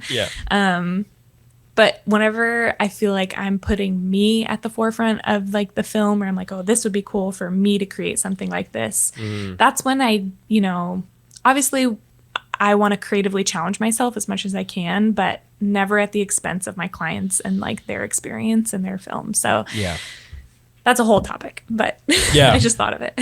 No, I love it. Yeah. And by the way, that was something I learned from photographers, strangely enough. But I suppose maybe that's not strange because that's who we always work alongside, and we've worked alongside some amazing photographers. So, which was the kind of inspiration for doing this podcast, because other photographers don't learn from other photographers unless they go to like a workshop, and we go to it's like a personalized workshop every 15, 20 times a year with different photographers. That's I mean, awesome. it's a privileged position to be at a wedding, but then also to get to work alongside some amazing photographers as well is, an even grander, not an even grander thing. That's crazy, but it's. No, I hear you. Words. I don't know why I have a podcast. I can't speak half the time. Let's talk about your audio setup. Yes. Like what Oh, equipment what are you shooting on actually, and what equipment specifically more so for audio are you using? Not your husband's podcast mic, hopefully. No, I kind of lucked out because my husband Aaron, he works in music, so he's like kind of knows audio well. So I usually am like, can you go do that? I mean, I know I can do it too. Like but I oftentimes when he's with me, I'm like, I'll be filming. Like, I can go do that. I actually have all my mics like literally right next to me because we're prepping for the wedding tomorrow. But perfect. I use the Tascam, like the X8. That's something I've been using a lot. I also use the Sony, what do they call them? TX 650s? Yeah. The 10XL something. Oh, the 10X. What's that? Hang on. No, I don't remember. DR10L. Oh, the DR10. Yes. Are they Sony? Tascam. Tascam. Tascam, sorry. Tascam. No, it's fine. Gear. And then these were my old tried and true, these Zoom H1s. Oh, the H1s, we've still got them. I use these all the time too because they're awesome. Yeah. Are those the older shiny ones? Because they kind of remade them with this rubber feeling. Yeah. And ours are so This is the new one. It's white as well. Ooh.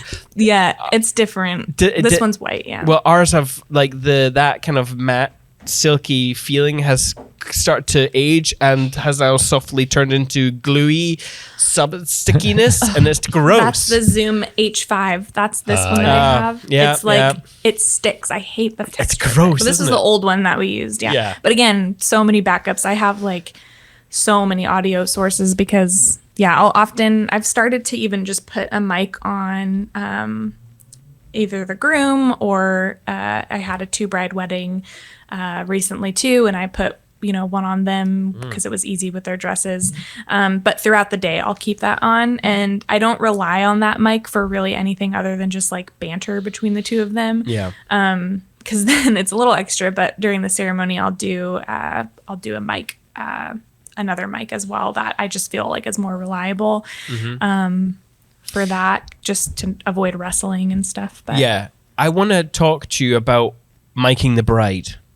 Because obviously there's 2 camps. There's maybe even a 3rd camp now, kind of. There's the I'm not going to mic the bride, but the groom's mic will be good enough. Or there's the I definitely spend time miking the bride. So what do you do in terms of miking the bride?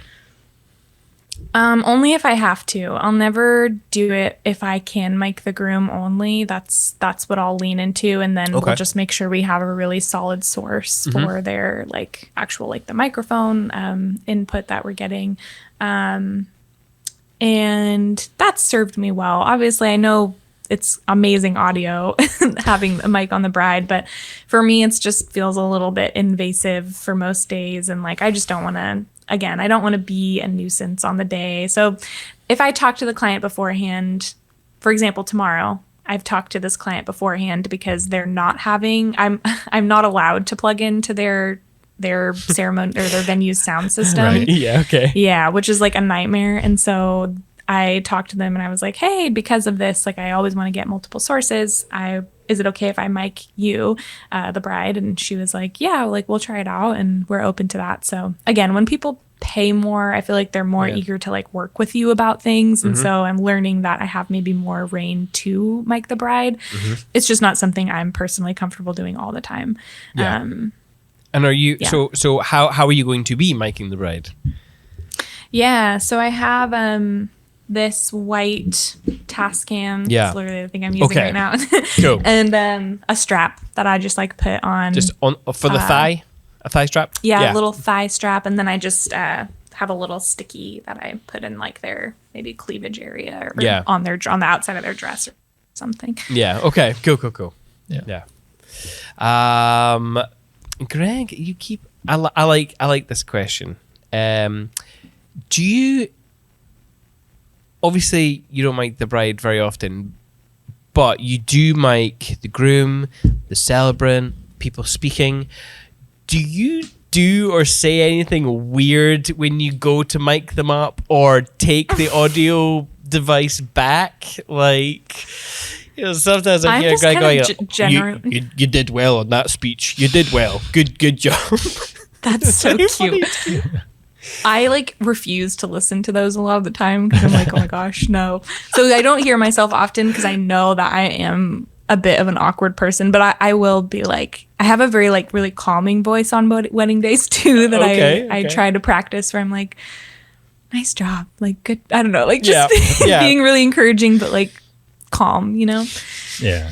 So I'll often hear that, but yeah, a lot of that part of the day, I'm trying to use like, what's it called?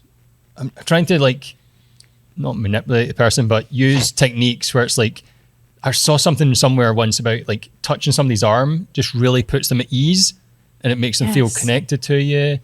Like, I can't remember. There's something I heard about that. Okay. So I'm always going up to the person and sort of saying, hey, I'm just going to pop this mic on you. And there's something subliminal there that's making them be like, oh, okay, I can trust this person and I feel comfortable. Yes. So it's all about using techniques like that, about just putting them at ease. And then, because a lot of the time they get stressed and they're like, oh no, I'm about to give a speech and you're giving me a mic. Oh no, this is making it more pressure. Yeah. So yeah. Well, there was a fun one recently where I went to get the mic off the best man, and I sort of went, there he's there. Right, I've found him. Went over and said, oh, well done, mate. You did really well. And he just looked at me and went, what? I was like, your speech. And then he went, oh, it was my brother that gave a speech. He looked identical to his brother. And I was just congratulating him for doing a great speech. He was like, no, it wasn't me. It's the other guy. That's hilarious. Oh, good. You just got to roll with this kind of moments. Yeah. Sorry, man. Totally. I mean, it's such a people job too. That's just what I was going to say. It's like our job is so people based. We have to really know how to interact with people in a calm way. And yeah, but I've totally been there too with an awkward moment where you're like, cringe. I'm going to go home in my car and just like sit with this for a bit. Yeah. But yeah. The joys of our work. Yes. All right. So you've shot a wedding. You've got all your content. It's safely backed up onto several places. Don't worry. You've imported all your footage and audio into Final Cut. Now, how do you go about creating an awesome film with all those little secret, hidden, saucy goodness bits that you know exist, but you haven't gone through all the footage yet? Yeah, totally. So I always start by going through the footage, just like really studying it, I guess for lack of a better word, of like understanding little moments, like looking for little things. And that takes up a lot of time. That's something that my husband's like, do you have to do that? I'm like, yes, because to me, it's where I can find all those little moments and really make things unique. And so, yeah, I think starting with just getting a lay of the land, getting a feel for the day, you know, through what I've captured, picking out maybe some shots that are like, this stands out to me. Like, this is really cool. This feels like it you know, tells the story. It feels maybe a little bit more artistic, or maybe I can start with this. That's where I kind of just start getting these like gears moving in my brain. And then I listen to the audio again, just continuing to get those gears turning in my brain, picking up inspiration, highlighting some areas where I'm like, this could be really cool. And honestly, so much of my editing is like trial and error. I'm like, I'm going to try this out and like see if this works and putting this here. And if it hits, great. If it doesn't, no sweat. Yeah. Maybe I'll be sad I took a lot of time on that, but I'll move on. Yeah. And a big part of my editing, though, is music. That's like, I know so many of us spend so much time on that because it is such a make or break. But I have really loved making almost like I start to feel like I'm DJing a bit, like mixing all these songs together where I'll often use multiple songs. I'll often layer songs. Like I'm creating this set almost where I'm like creating this emotion just with the audio and music alone. And that has been kind of a secret sauce thing for sure, is like, and I think something that kind of differentiates like good from like really good. I don't know. I don't want to be pompous and say I'm really good, but like, I just think you can tell when somebody's taken time to plan that out. And I think it connects with people because music connects with people, Yeah. For sure. Are there any do you have like a layout in your head that you kind of, or maybe not one layout, but like maybe a couple of ways that you like to put things like in order? Like, for example, one of mine is if the bride and groom have written really emotional vows, I'm going to save those vows right to the end of the film. And, our films are like 15, 20 minutes long. I save it right to the end, and I let them play out as kind of naturally as I can, so that I've kind of ridden the emotions up and down throughout the day, but I'm ending on that vow, because I do feel like the vows, what people say to each other, is the most important aspect of a film, or at least the most emotional parts that I appreciate, because I think couples spend a lot of time thinking about how to express themselves, and the vows are like it. That's sweet. But do you have any things like that? Yeah, totally. I mean, I never want to edit with like a super big template, but like I definitely have things where I'm like, oh, this guides me throughout all my edits. And I love that you mentioned that of like being intentional about where you put the vows. I think that's really sweet. And yeah, vows are so powerful. I think I don't know, just from like a basic storytelling perspective, I always like to start with introducing the characters of the day and like introducing the setting and like, and that can look like anything. It doesn't have to just be like a drone shot to be like, this is where we are. It's like, it could look like, like the, again, or for that one that I posted with the house with the trees and stuff, I started with the birds, and that one was like kind of a long shot because I've never started with something that long before. I feel like I'm usually like, okay, right away you need to get people's attention. But in that moment I was like, this feels more like a indie film like vibe for me, and I want people to sit with it. Like I want people to slow down when they watch it. But to answer your question, I tend to, at least for vows, I tend to kind of have those in the middle. Okay. And I always do dancing at the end. I edit pretty chronologically, not like super strict, but I definitely have like the parts of the day where it's like the climax and, the person comes down the aisle and then we go into the party, all of that. Like I follow that template if but I always, with the first minute of the film is where I really want to set the tone of like the vibe and the feel and the couple and maybe just some elements of their day that were more unique.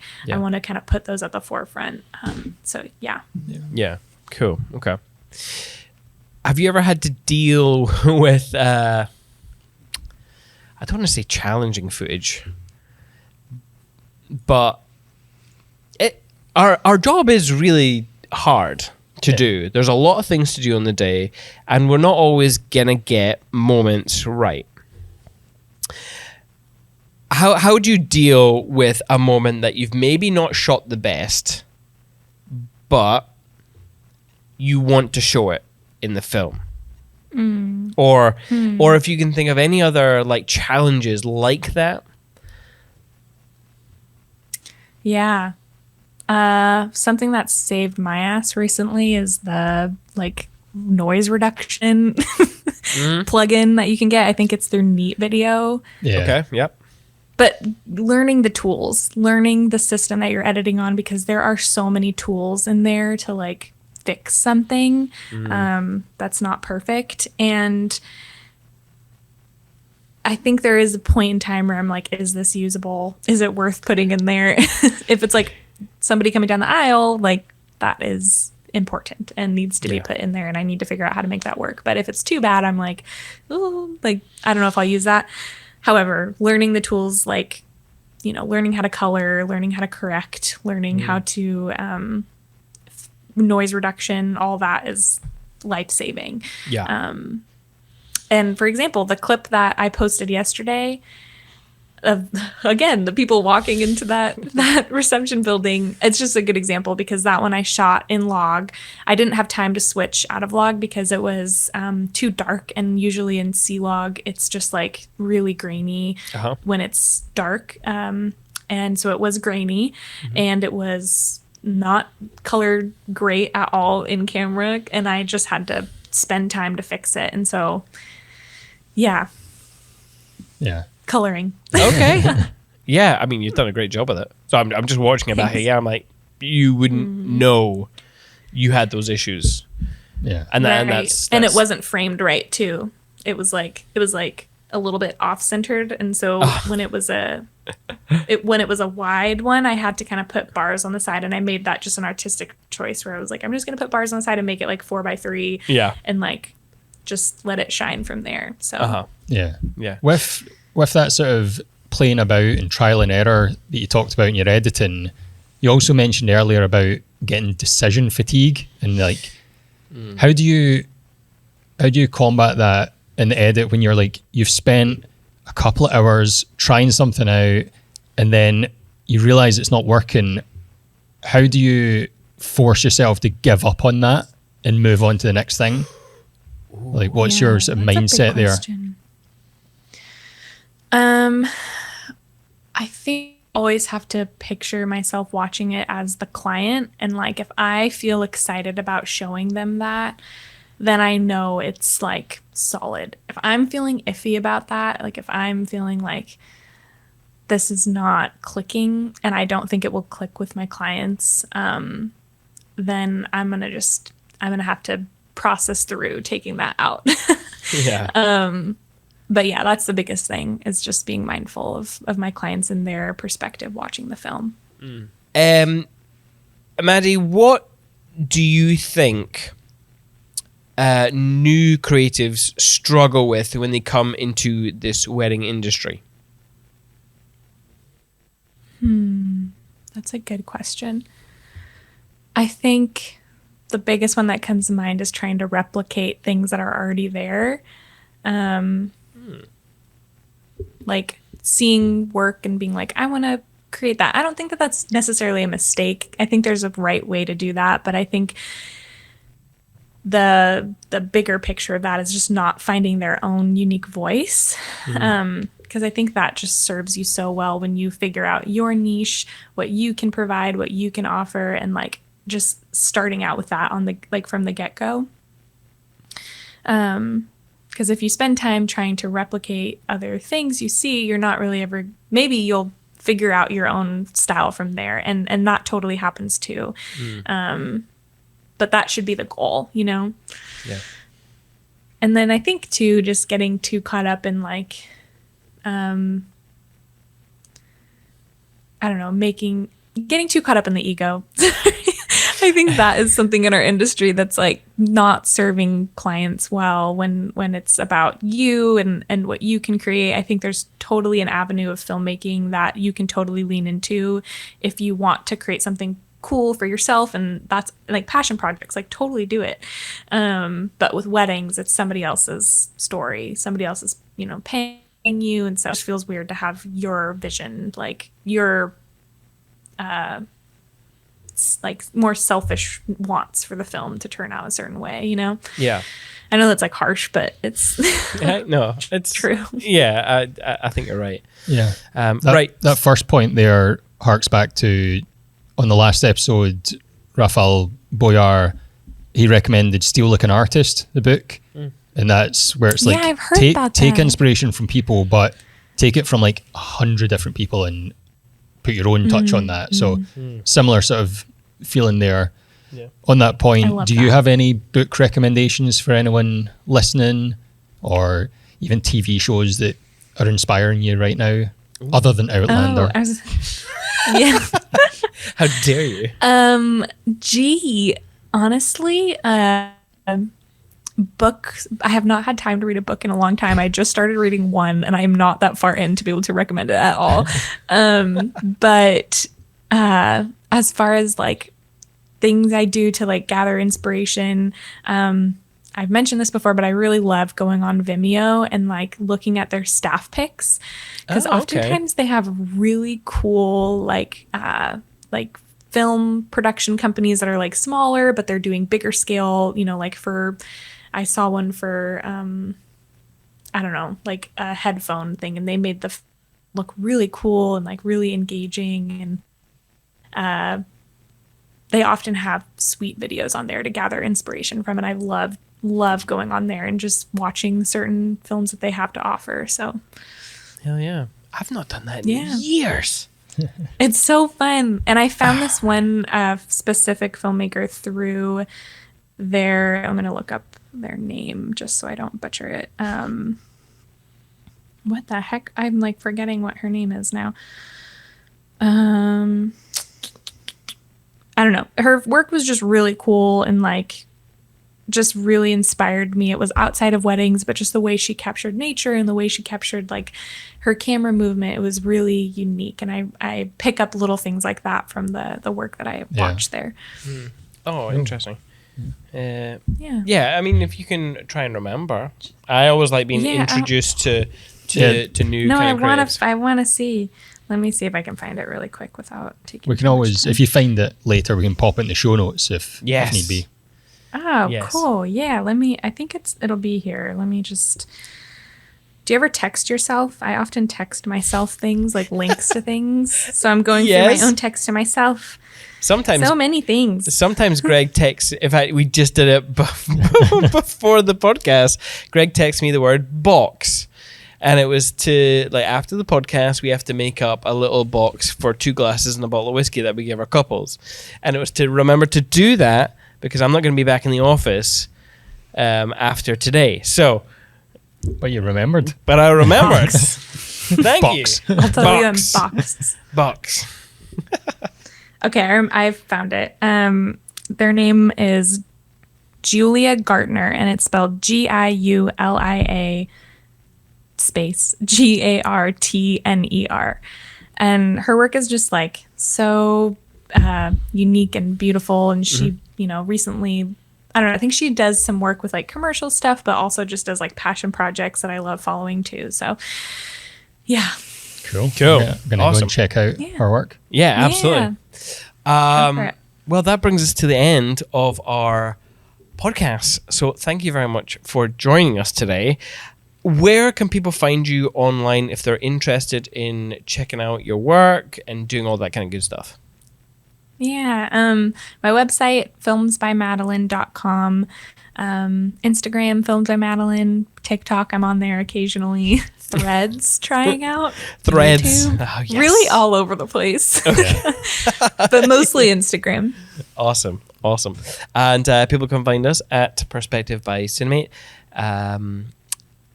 That's our Instagram. Our webpage is perspectivebycinemate.com. So come and join our mailing list. And yeah, thank you very much for sponsoring this episode with Jack. For people who want insurance, go check Ashley Baxter out. She's very, very good at her job. If you loved this conversation, and if you've listened to all of our other conversations and liked them too, hit that subscribe button wherever you get your podcasts and join us on YouTube. We hope to see you in the next episode. However, In the meantime, enjoy your life.